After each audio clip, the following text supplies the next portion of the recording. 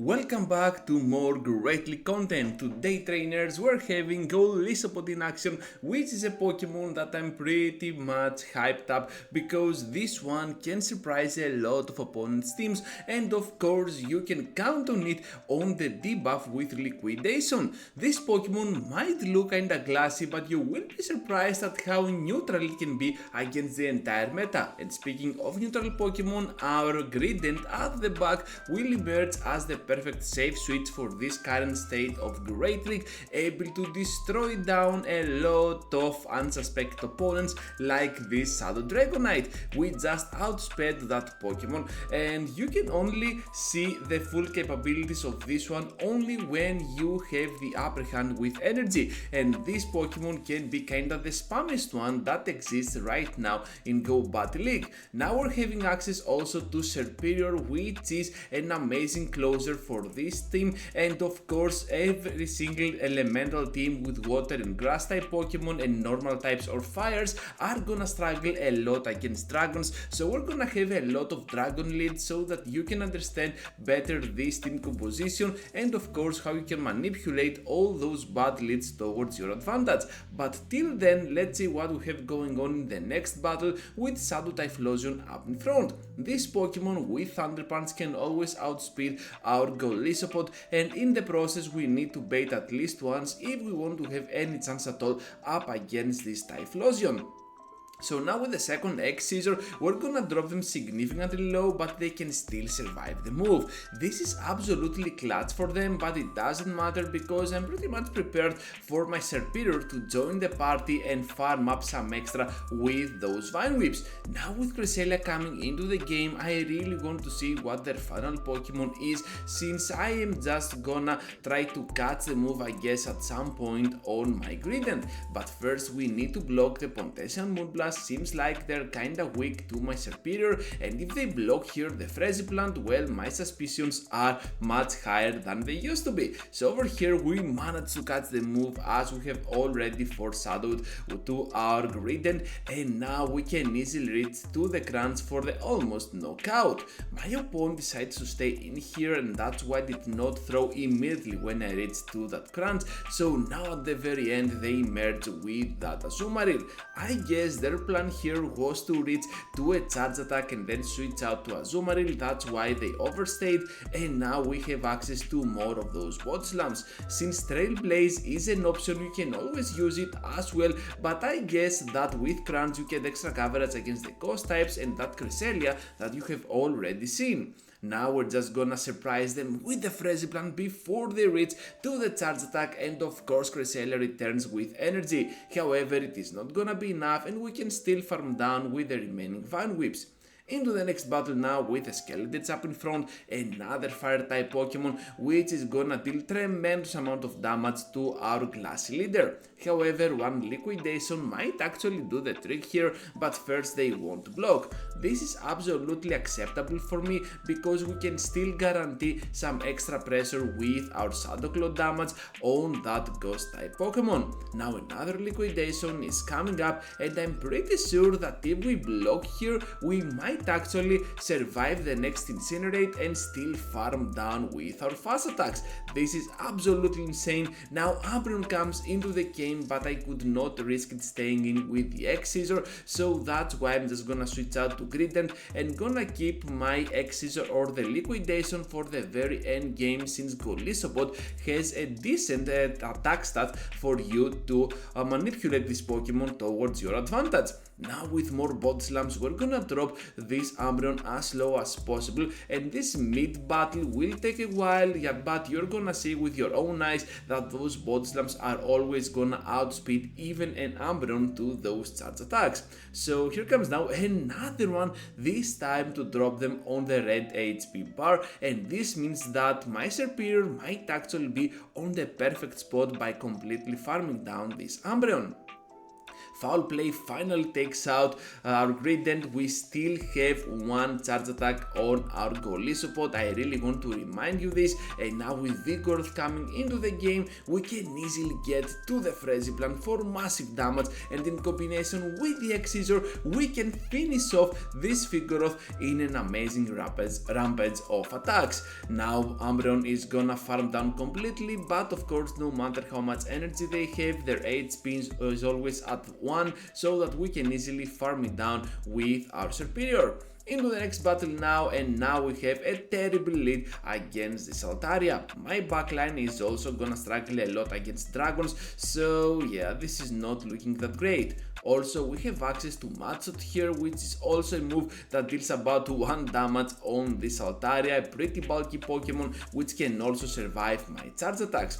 Dragon Breath damage is really adding up, but you can already see that Grident is an amazing bulky little chubby chick Pokemon. So we're just gonna keep going at it with more body slams, and I'm pretty glad that this Altaria is being dropped super low, that we can easily farm it down with our Van Whips. Now with Lickitung coming into the game, it all depends on what might be at the very end.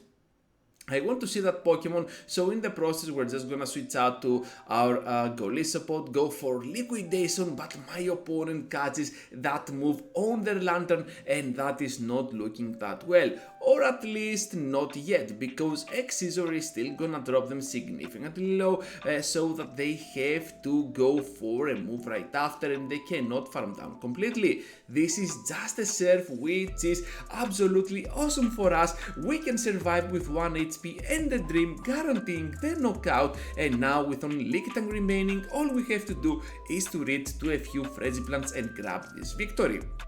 So we still have 2 shields remaining, and the question has to be asked: can we outspeed this Lickitung that has already some energy stored up with our Frenzy Plants? So let's see if that charge attack is gonna be a body slam. Of course it is, and right after we have access to our Frenzy Plant to drop them very low. They're gonna be on the rate HP bar, but I also realize that we still need the Frenzy Plant to finish them off. We can do it on the CMP. I think that was a CMP. At the moment I was counting even the leaks, but for some reason we had an FPS drop and I missed that. But yeah, anyways, another dragon type for the next battle. So dragons are obviously a menace for our team. We cannot switch out yet, and I'm just gonna stay in there with my Golisopod. I will try to do some extra damage with my Shadow Claws, and since they want to switch out to their Gradient, I will do the same after I farm a ton of energy on my Golisopod. Now I know that at least I can take 1 shield with my Golisopod by returning into the game at some point, and let's see how this is gonna unfold, because they're gonna throw another charge attack, and of course it is gonna be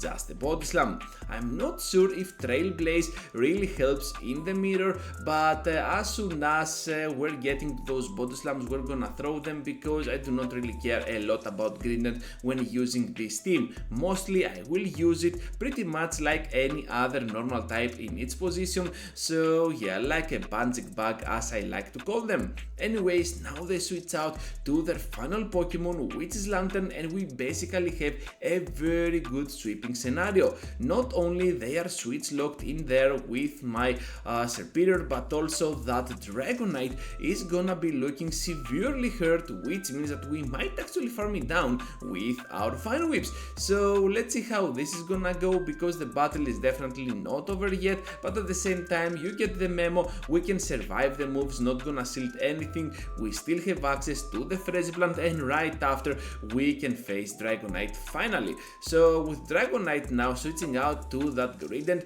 I'm pretty sure we can easily go for the X-Scissor here and still have 1 more X-Scissor for that Dragonite and the knockout. We can get there pretty much right on time, so down they go, and that's gonna be an absolute win for our team. Into the next battle now with the Altaria up in front, another dragon type Pokemon. Our Golisopod cannot catch a break, but still we can have quite the chances here towards our side. So Bodyslam now is gonna be our main priority, just gonna throw it on the CMP as it seems, and then I will block whatever move they throw because I want to stay in a little bit longer with my Grident.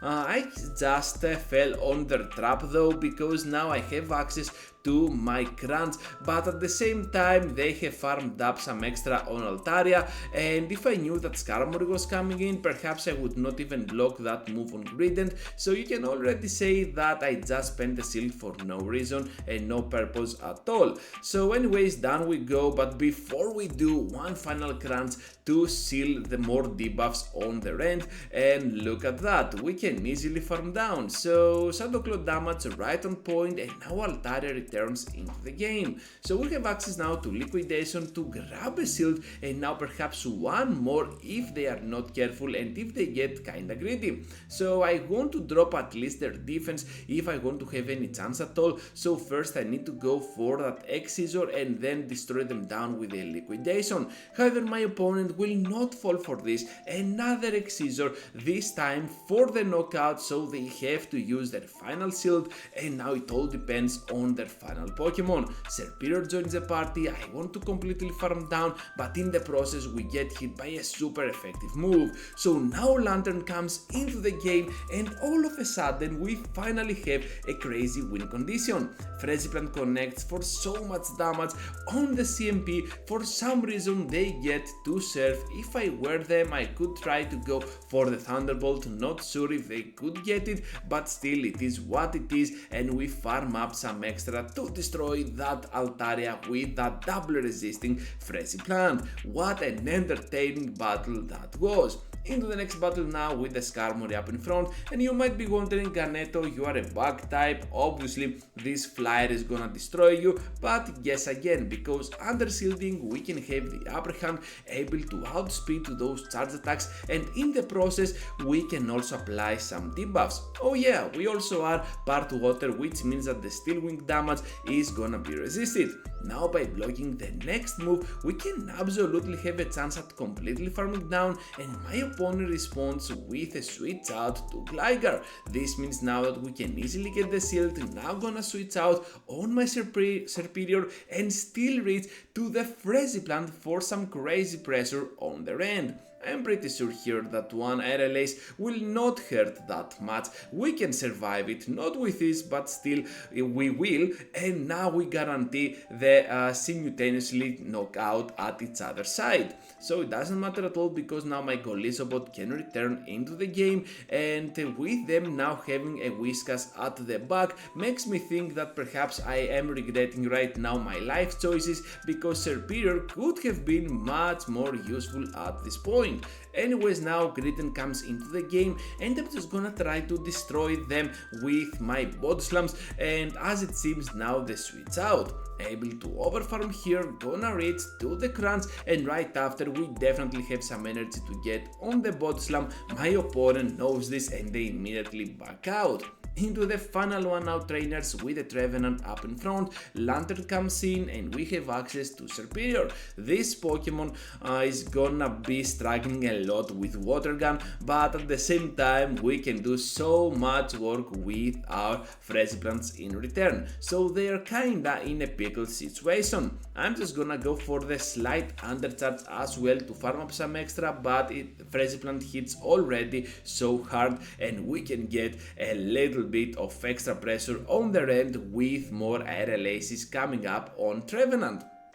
So by using here another Aerial Ace, we managed to grab a shield, and now we are not gonna go in there with our Golisopod, but instead with Grident. I'm expecting a move right after they see my Pokemon, because Golisopod might have been my choice. So right here I'm just gonna block the Seed Bomb and still guarantee the knockout with my Crunch, but they end up catching on Mandibuzz.